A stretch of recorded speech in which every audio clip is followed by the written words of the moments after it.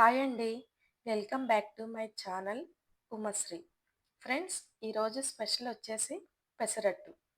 వేడి వేడి పెసరట్టు తినడానికి సూపర్గా ఉంటుంది. ఉప్మా పెసరట్టు తెలుసు. మరి సోలోగా పెసరట్టు ఎప్పుడైనా ట్రై చేశారా? చాలా స్పెషల్గా ఉంటుంది అండ్ చాలా సింపుల్గా ఉంటుంది. సో అది ఎలా ప్రిపేర్ చేసుకోవాలో ఈ వీడియో మొత్తాన్ని కూడా చూడండి. ఫ్రెండ్స్, నేను ఇక్కడ ఒక 2 కప్పుల పెసల్ని, కప్పు కొంచెమే తక్కువ బియ్యాన్ని ముందు రోజు నైట్ వాష్ చేసి నానపెట్టుకోవాలి. మనం ఎప్పుడైతే చేయాలనుకుంటున్నామో దానికి ముందు ఒక 6-7 గంటల ముందు నానపెట్టుకోవాలి.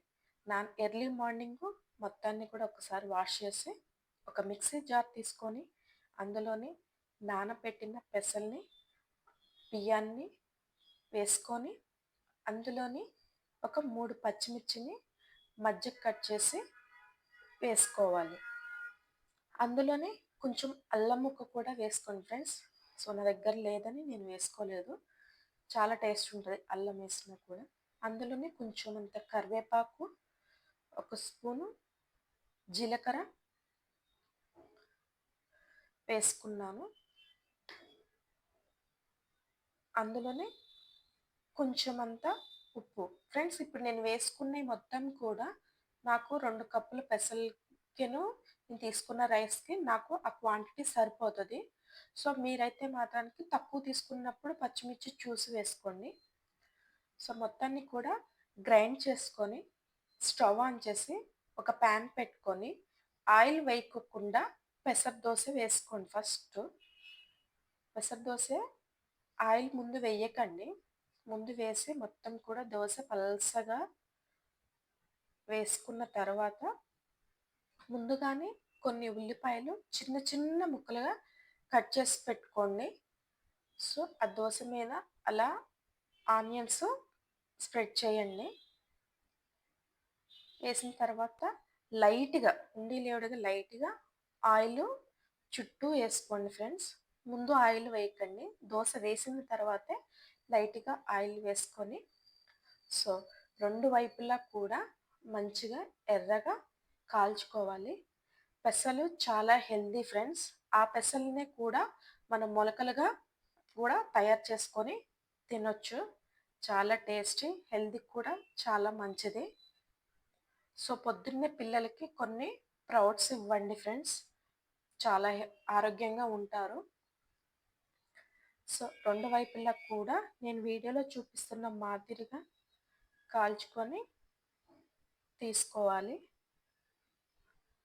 సో దీనికి కాంబినేషన్ టమాటా కొత్తిమీర చట్నీ పర్ఫెక్ట్గా ఉంటుంది ఫ్రెండ్స్. సో ఆ చట్నీ కూడా ఎలా తయారు చేసుకోవాలో మీకు చూపిస్తాను. ఒక గిన్నె పెట్టి అందులోని ఒక 6-7 పచ్చిమిర్చిని మధ్యకు తుంచి లైట్గా ఆయిల్ వేసి వేయించుకోవాలి. అందులోనే ఒక స్పూన్ జీలకర్ర, ఒక స్పూన్ ధనియాలు వేసి లైట్గా వేయించుకోవాలి. వాటన్నిటిని కూడా వేయించి ఒక గిన్నెలోకి తీసుకొని అందులోని ఒక 4-5 టమాటాలు మధ్యకు కట్ చేసి వేసుకొని అందులోనే కొంచెం అంత ఉప్పు, ఒక స్పూన్ ఆయిల్ వేసి వేయించుకోండి. మళ్ళీ తర్వాత ఎక్కడ కూడా ఆయిల్ నేను వేయలేదు. చూడండి ఫ్రెండ్స్, ఈ పచ్చిమిర్చి మొత్తాన్ని కూడా మిక్సీ జార్లో వేసి కొన్ని వెల్లిపాయలు వేసి నేను ఇక్కడ గ్రైండ్ చేసుకుంటున్నాను. ఈలోపు టమాటాల మీద కొత్తిమీరను కడిగి వేసి కొంచెం లైట్గా ఉడికించుకోండి. టమాటా కొత్తిమీర చట్నీ పెసరట్టులోకి చాలా బాగుంటుంది ఫ్రెండ్స్. అది మొత్తం కూడా ఉడికిన తర్వాత పచ్చిమిర్చి పట్టిన తర్వాత టమాటాలు మిక్సీ కూడా పట్టుకొని చట్నీ ప్రిపేర్ చేసుకోండి. ఒకసారి ట్రై చేయండి ఫ్రెండ్స్. ఈ వీడియోని ఎక్కడ స్కిప్ చేయకోకుండా చూడండి.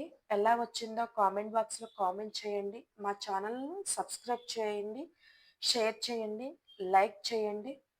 మరొక వీడియోతోని ఫ్రెండ్స్ నేను మీ ముందుకు వస్తాను. Thank you.